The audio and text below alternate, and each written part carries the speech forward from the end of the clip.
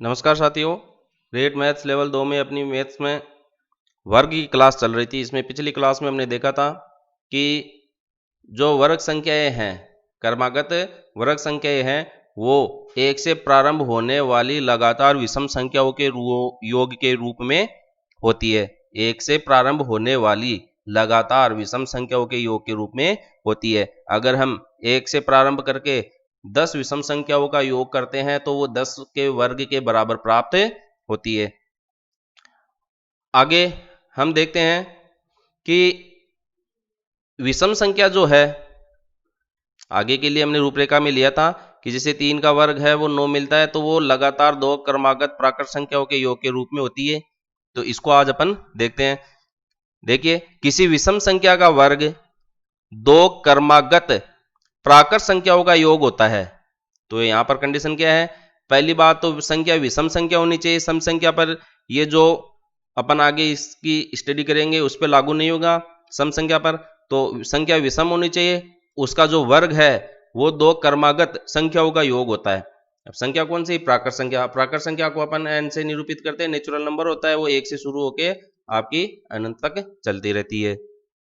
देखिए किस प्रकार से हम इसका पता लगाते हैं कि वो कौन सी दो संख्या होती है जिनमें विषम संख्या का वर्ग 2 क्रमागत प्राकृत संख्याओं का योग होती है। इसके लिए अपन क्या करते हैं, जैसे इसी का उदाहरण को ले लेते हैं, 3 की घात 2 बराबर 9 है, तो ये 9 किन किन संख्याओं का योग होता है? अपन तो मान सकते हैं कि 3 + 6 भी 9 होता है, 4 + 5 भी 9 होता है, 1 + 8 भी 9 होता है, 7 + 2 भी 9 होता है। इस तरीके से उदाहरण भी आप ले सकते हैं। लेकिन वास्तव में इनमें से कौन सी संख्या होगी जो 2 लगातार क्रमागत प्राकृत संख्याओं का योग होगी?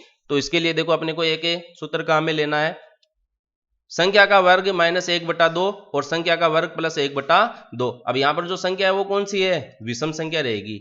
इसमें आपके कंफ्यूजन नहीं रहे, यहां पर जो संख्या है वह विषम संख्या रहेगी। तो आप ऐसे भी लिख सकते हैं, विषम संख्या का वर्ग -1/2 और विषम संख्या का वर्ग +1/2 कीजिए। इसमें सूत्र में अप्लाई कीजिए। संख्या अपनी 3 है, सबसे छोटी विषम संख्या अपन ये लेके चलते हैं। इसमें कंडीशन ये रहेगी कि 1 और 2 यहां से अपन प्रारंभ नहीं करेंगे। 2 तो वैसे ही सम संख्या है, और ये 1 जो होती है न सम होती है न विषम होती है। तो 3 की घात 2 -1/2 और 3 की घात 2 +1/2 हल करो। 9 में से 1 गया 2, 9 + 1/2 8/2 10/2। 8 में 2 का भाग दिया 4 और 5, तो ये देखो 4 और 5 अपने पास यहाँ पर दो संख्या निकल के आ रही है। तो 4 और 5 को योग करते हैं तो 9 मिलता है, तो ये 9 अपने को प्राप्त हो गया। इसी तरीके से अपन देखो 5 का वर्ग लेते हैं। 5 एक विषम संख्या है, 25 होता है, तो 25 किन 2 प्राकृत संख्याओं का योग होगा? तो सूत्र अप्लाई करो। संख्या है 5, तो 5 का वर्ग -1/2 और इसी तरीके से एक बार प्लस कर देंगे, 5 का वर्ग +1/2। तो 25 में से 1 गया /2, 25 में 1 जोड़ेंगे /2, तो ये तो 24/2 और ये 26/2। 24 में 2 का भाग लगाएंगे 12 मिल गया, 26 में 2 का भाग लगाएंगे 13 मिल गया। जोड़ के देखो इनको, 12 + 13 25 मिल रहा है, ये लिखिए। तो वो कौन सी 5 के वर्ग के लिए कौन सी दो संख्याएं होंगी? 12 और 13 प्राकृत संख्याएं होगी। इनको जोड़ने पर हमें 5 के वर्ग के बराबर मान प्राप्त हो रहा है। अब इसमें देखो कंडीशन लगा रखी है मैंने पहले, विशेष नोट है, नोट कर लीजिएगा आप। ये जो सूत्र है इसके लिए जो संख्या है वह विषम होनी चाहिए। 3 5 7 9 11, आगे आप चले तो 13 15 17। विषम संख्या का मतलब है उस संख्या में 2 का पूरा भाग नहीं जाता है, वो 2 से पूर्ण रूप से भाज्य नहीं होती है। विषम संख्या में 2 का पूरा भाग नहीं जाता है, तो ये जितनी भी संख्याएं हैं उनमें 2 का पूरा भाग नहीं जाता है। एक काम करना, आप 1 से लेकर 100 तक की सभी विषम संख्याओं को लिखने का प्रयास करना।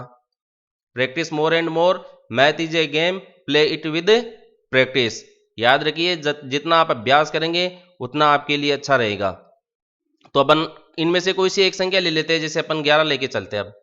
ठीक है, 11 का वर्ग अपना 121 है। इसके लिए कौन सी दो संख्या होगी वो देखो, एक बार 11 के वर्ग में 1 घटा के भाग लगा देंगे 2 का, एक बार 11 के वर्ग में 1 जोड़कर 2 का भाग लगा देंगे।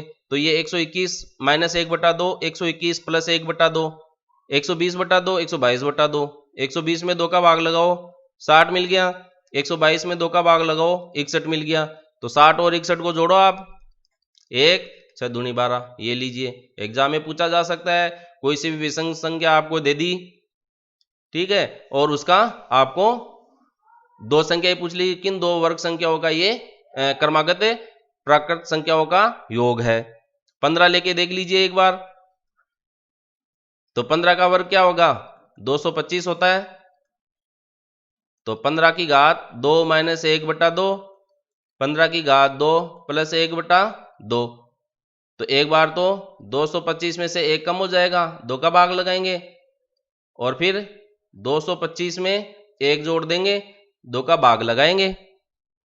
तो ये आपका कितना हो गया, 224/2 और 226/2। इसमें देखो सम संख्या इसीलिए नहीं लेते हैं क्योंकि जब अपन सम संख्या में से अगर 1 कम करते हैं तो अपने को विषम संख्या प्राप्त हो जाती है, और विषम संख्या में 2 का पूरा पूरा भाग जाता नहीं है, इसलिए ये नियम यहां काम नहीं आएगा।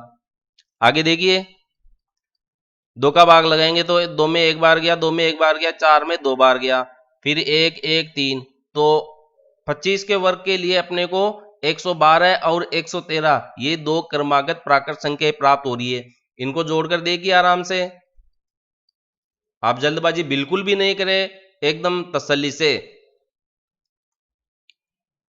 अपना काम कीजिएगा। 225 आराम से विचार कीजिए, मिल रहा है उत्तर। तो 3-4 संख्याएं लिख देता हूं आपके लिए। एक तो 21 का वर्ग है, इसके लिए कौन कौन सी दो क्रमागत प्राकृत संख्याएं होगी। एक मैं 27 लिख दूं आपके लिए, 27 के वर्ग के लिए कौन सी दो क्रमागत प्राकृत संख्याएं होगी वो आप ज्ञात करके देखिए, ठीक है। इसके लिए अगर आप लाइन लिखना चाहते हैं तो लिख लीजिए, नहीं कोई दिक्कत नहीं है। 2-4 सवाल और लिख सकते हैं, 17 भी ले लीजिए, करके देखिए। प्रैक्टिस जितनी आप करेंगे उतना ज्यादा अच्छा होगा। एक छोटी सी बात इस बीच में आपको मैं बता दूं, नोट कर लीजिएगा कि किसी भी संख्या में अगर अंकों की संख्या सम है तो उसका वर्ग करने पर हमें सम संख्या प्राप्त होगी। बीच में रिपीट कर देता हूं, सम संख्या का वर्ग, सीधा सीधा क्वेश्चन पूछ सकते हैं, सम संख्या का वर्ग सम संख्या होती है, सम संख्या होती है, उसका वर्ग करेंगे तो जो संख्या प्राप्त होगी उसमें 2 का पूरा पूरा भाग जाएगा, सीधी बात यह है। और इसी तरीके से अगर हम विषम संख्या का वर्ग करते हैं, विषम संख्या का वर्ग, हमें विषम संख्या प्राप्त होती है, विषम संख्या होती है। तो एग्जाम में क्वेश्चन पूछ ले, विषम संख्या दे दे, उसका वर्ग पूछ ले तो समों की विषम, तो आप इसका डायरेक्ट उत्तर दे सकते हैं। अब एक सवाल और देखते हैं अपन, वर्ग संख्याओं के प्रतिरूप से जुड़ा हुआ, वर्ग संख्याओं के प्रतिरूप नक्शे बनते हैं, पैटर्न बनता है, उस पर आधारित है। देखिए, मैं 1 का वर्ग करता हूं, मुझे 1 प्राप्त होगा। अगर मैं 11 का वर्ग करूं तो बताओ कितना मिलेगा, 121 मिलेगा।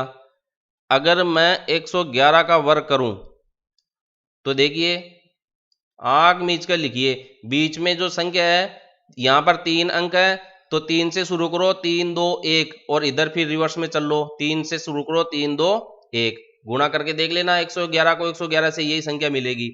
अगर मैं 1111 का वर्ग करूं तो इसमें देखो 4 अंक है, तो आप इसके सेंटर से 4 से शुरू करो, 4 3 2 1, और इधर फिर 3 2 1 आ जाएगा।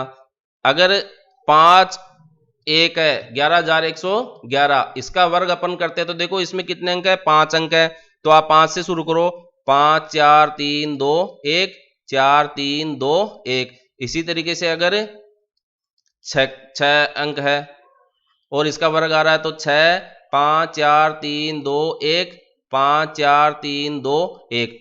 ये आंसर ही हो गया है, डायरेक्ट देखते ही अपन उत्तर लिख रहे हैं। तो मैंने आपको एक सवाल दिया होगा कि अगर 1 2 3 4 5 6 7 8 9 9 1 है और इसका वर्ग करते हैं तो अपने को कितना उत्तर मिलेगा।